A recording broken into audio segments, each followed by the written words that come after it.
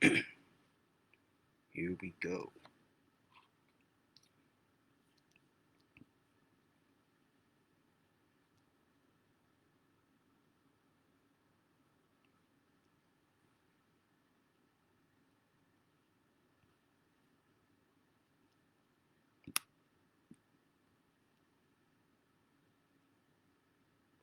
All right, there we go. Welcome back to another edition of Gen Sports Corner back at you for the 2021 NFL Draft. My little draft preview. I'm going to be talking about them birds, as you can see, and my Las Vegas, unfortunately no longer Oakland Raiders. And what we're going to do in this draft. I apologize for being a little bit late. Had some technical difficulties. Was trying to do this through Zoom, but there were some technical difficulties there. So I'm just going straight through Facebook here. But let's jump into it. The draft is going to be coming up in about an hour and 10 minutes on ESPN, the NFL Network, as well. And we're going to get into some of the big players in this first round. I want to keep this brief. I might go back live again when the draft starts, but I wanted to give my breakdown on what the Eagles and the Raiders' respective needs are, and uh, which ones they'll address, what players that they're going to be looking at, and what players they're going to be within earshot of. So a lot of the mock drafts here are quarterback heavy in the top 10, as well as wide receiver heavy. So pretty much the consensus is that Trevor Lawrence is going to go number one to the Jaguars because the Jets it up again and they couldn't lose out. So they're going to end up probably taking Zach Wilson from BYU with the second pick in the draft. Now after that, it gets a little up in the air. The third pick could be Mac Jones from Alabama, could be Trey Lance from North Dakota State. He's been a late riser, but I believe that the 49ers moved up because they wanted to get a quarterback. I think Jimmy G, is going to be, he's pretty much done out in San Fran. So first three people are going to be quarterbacks. And then I think the next non-quarterback is going to be Kyle Pitts. That's just my opinion. I think Kyle Pitts is probably going to go number 4 to the Falcons. And then it gets a little sketchy because you have the Eagles move back out of the number 6 spot. They traded Miami to move back to number 12. And they got Miami's first round pick next year. And they picked up a third round pick for this year. So we have a first round pick at 12 for Miami, a second round pick of our own. So we have two third round picks, one of our own and one from Miami. So I would not be surprised if the Eagles tried to move up into the top 10 again. And there's been some news and speculation that that could happen because the Eagles, they have a big need, obviously, at wide receiver because you have Jalen Rager on one side, but then you really don't have anything to pair up with him. Travis Fulgham had a 6-game stretch where he looked like T.O., and then he disappeared off the face of the planet. So they're going to have to really address that because Deshaun Jackson's gone, Alshon Jeffrey's gone, and you pretty much have nobody on the outside. We don't know if Zach Ertz is going to be traded before the draft or during, well, excuse me, before the draft starts or during the draft, right, at 8 o'clock. We don't know if he's going to be going today. That could be a possibility as well. But, you have some receivers sitting here. You have Jamar Chase from LSU, arguably the best wide receiver in college football. And then you have Jalen Waddle from Alabama, as well as Devonta Smith, who might be the best route runner, not just in this year's draft, but in the past couple drafts. I mean, I would put him right up there alongside CeeDee Lamb and Calvin Ridley from the Atlanta Falcons. His route running is exceptional. And the reason that he's been sliding in some of these mock drafts is because people think he's light in the behind. I mean, he's 6'1", but he's 179. And a lot of teams are getting a little bit gun shy about drafting him because they're worried about whether he'll hold up playing in the NFL. I personally think that he's going to be a monster. And I hope that he does slide down to the point where the Eagles can pick him up and not have to move that far up to get him. So those are two people on the Eagles' radar. Jamar Chase, Devonta Smith, and then the other one being from Alabama, Jalen Waddle. They're not going to be able to get Kyle Pitts now that they traded back from 6. I think Kyle Pitts is going early. And then also a big spot of need for the Eagles is cornerback. So you have three very good ones. You have J.C. Horn from South Carolina. You have Patrick Surtain from Alabama. And then you have the cornerback from Virginia Tech. I can't remember his name off the top of my head, and I'm surprised he's actually not up here higher in these mock drafts. Uh, oh, not Christian Darisol. Some no, it's an O lineman. Caleb Farley, and he's fallen very far in these mock drafts. I'm very surprised about that. Caleb Farley, 6'2", maybe like 210 or something like that. Big dude, can get physical and press coverage. Surprised he slid down because maybe 1 or 2 months ago he was projected to go in the top 10, and now he's not even mentioned there. Very surprising. But Patrick Surtain and J.C. Horn, two other names to keep on the radar for the Eagles.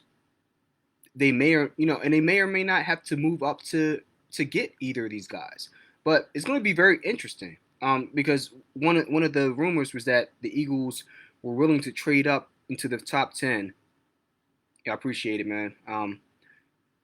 Eagles were willing to thinking about moving up into the top 10 in order to get a quarterback because they tried this earlier. The Eagles, I think, tried to trade up to get Zach Wilson, excuse me. And when they saw they couldn't do that, that's why the Eagles traded back. That was the word on the street. I can either confirm or deny, but that's the word. So the only other players I think they would trade up to get would be one of the two receivers, Jamar Chase or um, Devonta Smith. Let me know what you guys think about that. All my Eagles fans in the chat. Yo, Brandon, salute. Thanks for tuning in. I appreciate the kind words. What do you think is going to happen? You think they're going to get a wide receiver? Do you think that Devonta Smith is going to slide down to the Eagles at 12? Or do you think they're going to hop up to get him if they see him sliding down to like 8 or 9? Because mind you, the Eagles have their number 12 pick, and they also can pair that up with the third rounder they got from the Dolphins in order to move up, maybe 2 or 3 slots up to like 9, right? So it might be a guy sitting there that they want to move up and snatch up, right? Because you have to be mindful of those dirty behind Dallas Cowgirls sitting at number 10 because, Patrick Surtain, J.C. Horn, they're sitting right there because I don't see them taking a wide receiver. But they for damn sure, they have no secondary, so you have to be concerned about them getting Patrick Surtain or J.C. Horn. They stepped up last year, jumped ahead of, I believe, what is it, the Atlanta Falcons, and stole CeeDee Lamb from the Eagles. But better trust and believe they're not trying to let any of those cornerbacks go to the Eagles, especially because it fills a position of need for them as well. Let me read this comment real quick. I'm hoping Devonta and Samuel Jr. with the first 2 picks. That would be a hell of a pickup right there. Hell of a 1-2. Asante Samuel Jr., he's legit. I don't know how he's going to work on the outside, but having and that's my thing. I don't know if he can play on the outside, right? Because yeah, but realistically, I see us drafting J.C. Horn. Yeah, that was more what I was thinking because you already have Darius Slay who's going to be here playing at a high level for maybe another year. So you're going to have to draft a cornerback that can play on the outside, be physical, has the speed to match up with these number 1 receivers because you're going to see CeeDee Lamb twice a year, right? You're going to see Terry McLaurin twice a year with the Washington football team, right? So you're going to have to need somebody on the outside to be able to pair up with them. So yeah, J.C. Horn, I would be good with that. I'm a little wary of him just because he had some problems against Alabama, matching up against Devonta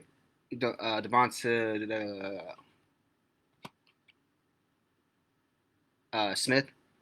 So I saw some of the highlights. He got torched a little bit, but that being said, I think Devonta Smith is an exceptional route runner. So I don't know that that's necessarily he's going to have bad games against NFL level competition.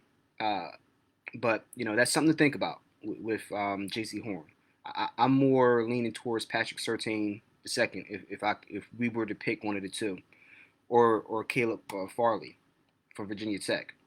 But let's read the next comment. Mr. Price, thank you for joining in. Chase might be the first receiver gone, so I'll say Waddle or Smith. And that's the thing because with Waddle, He's good, but I like Smith personally.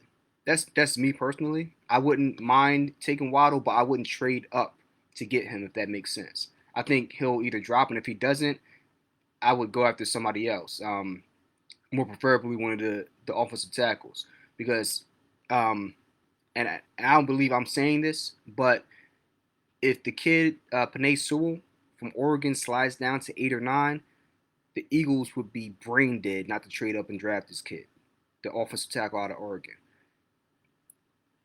I get that feeling of Orlando Pace, Jonathan Ogden, like those caliber of offensive tackles.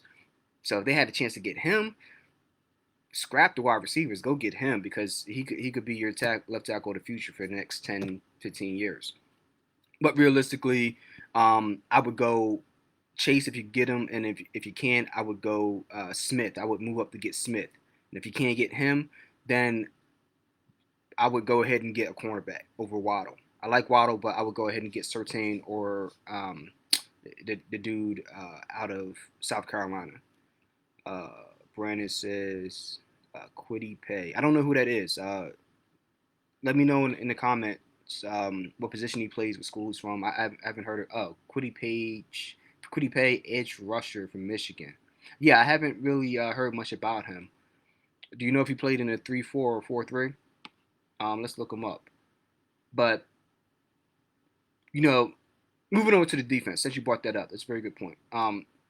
So we built out the trenches. You have Fletcher Cox, you have Hargrave, Malik Jackson to be here for one more year. You have Brennan on the outside playing at a high level, I think, for another 2 years. But you're mentioning another edge rusher. You're completely correct. And I know they're big on Sweat, but I don't know if he's the answer long term. So Quiddy Page, let me see what this guy's about. Let me see what this guy is about, sir. Tell me what he's about, Prof. Brandon Graham Jr. Let's see, 6'4", 272. Do you think he's a BG, a Brandon Graham Jr. clone? Is that what you think?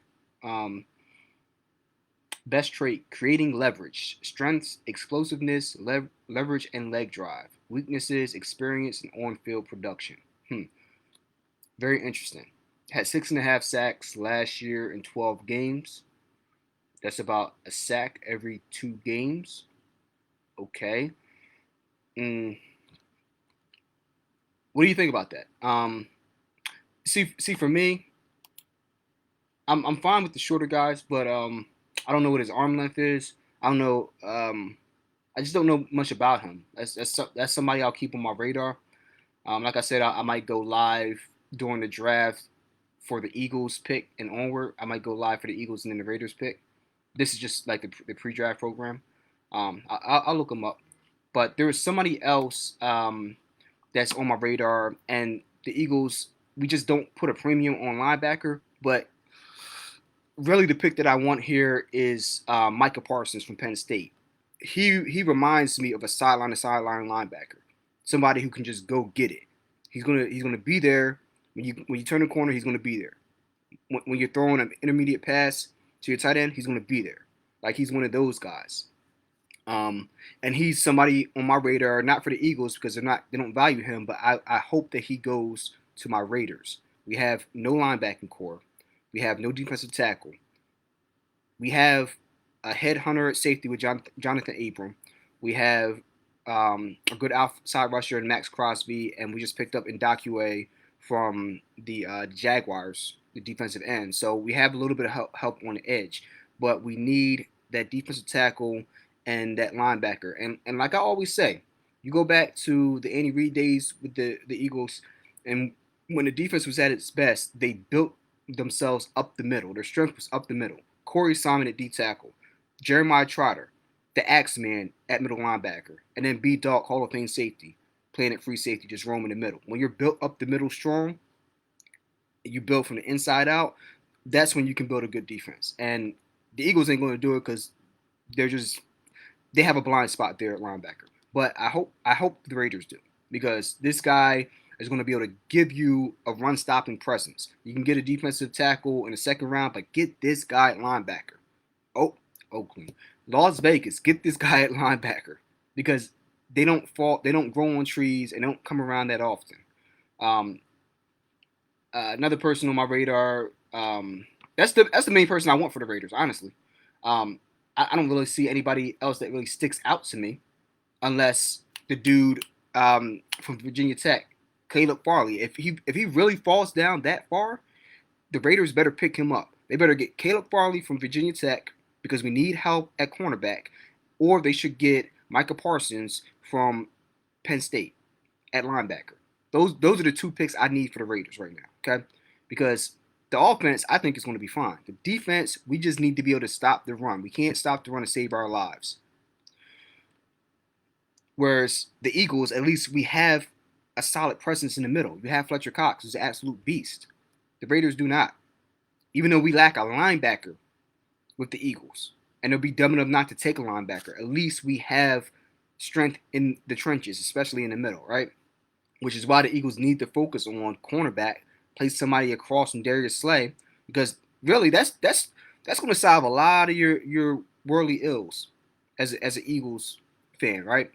Because if you're able to successfully play press coverage and give your line a chance to get home, then you'll be able to be more successful. Look, you got guys playing 5 yards off. You never play press coverage, and when you do decide to play press coverage, you have success. But you're so worried about the cornerback across from Darius Slay being a liability, you just can't do it as often as you need to. If you want to rush four, you have to be able to play press coverage and put hands on people, because otherwise, your four are never going to be able to get home, no matter how good they are, right? So those are my picks. I'm just going to keep it. I'm just keeping it really brief, because let me know what you guys think. How you guys think the top 10 is going to play off? Because play out because that's going to determine who's going to fall to the Eagles, and they have quite a lot of room to move up. Okay. That being said, I know this was a football uh, draft preview, but I had to mention this. Who on here saw, even if you didn't see the Phillies game, who of you saw or heard about Bryce Harper getting hit in the face with a 97-mile-an-hour fastball and being able to walk off the field? That's crazy to me. He got hit with a 97-mile-an-hour fastball by a St. Louis pitcher last night out in St. Louis. And then the very next batter, Didi Gregorius, gets hit right in the side of his back with another 96, 97-mile-an-hour fastball. And then both teams get a warning, and we don't get a chance to retaliate. But Joe Girardi gets thrown out because he's pissed. Like, you're going to give us a warning so we can't at least throw back at the other guy? Now, me as a pitcher, I'm going up very next inning. I'm throwing right at the first batter, and I'm getting kicked out. You know why? Because, hey, I'll take that out. But I can't have people throwing at my teammates and damn near trying to take their heads off. No, we're not going to have that. Now, you have to send that message back. Message has to be sent. Message has to be received. Don't do that shit. All right? But that was astounding to me. If you see the pitch, it came in, right? Bryce Harper sitting like this. I'm going to go this side. And the pitch comes in, kind of grazes off his shoulder, hits his face, boom, and then goes to his other shoulder, and he falls backwards. I don't know if he had any broken bones. Fortunately, he didn't look like he had a concussion. He was able to walk off on his own power. His face wasn't all busted up. But, man, that's one of the scariest hit-by-pitch events that I've seen in a long time, man. It's spooky when somebody's throwing that fast, too, man. Let me know what you guys think about that. That's a little bit off topic, but, this is a Philly sports channel. And then, lastly, them Sixers just clinched that playoff spot, beat the fuck out of the – that was my first curse word there. Beat the fuck out of the Oklahoma City Thunder the other night to clinch that playoff spot. I mean, they were undermanned, but still, we did what we were supposed to do. Now it's going to be whether we can catch up with the Nets and get that first seed. I think it's going to be between us and the Nets with the number 1 and the number 2 seed. We'll talk more about that as the season wraps up, and whether Embiid is going to be able to be in the conversation for MVP. Yeah, I know he's been injured, but by and large, he's just, man, between him and Kevin Durant, I mean, he has to be in the conversation. I don't know how he can't be. Okay, but that's pretty much what I had for the draft. If you guys have any other suggestions, throw it in the comments. But that's what I'm going to look into, Quiddy Pay, um, because I wouldn't be surprised if the Eagles sat at number 12 and actually took this guy, right? If he made it past Dallas and the Giants, who are in your division, I wouldn't be surprised. But that's it for now. Thank you guys for tuning in. I'll probably be back on around maybe a little bit after 8 when the draft starts. And yeah, just kick back, have a drink, and just look at the draft with you guys. But thanks for everything. Thanks for tuning in, and enjoy the draft tonight, man. Catch you later. Peace.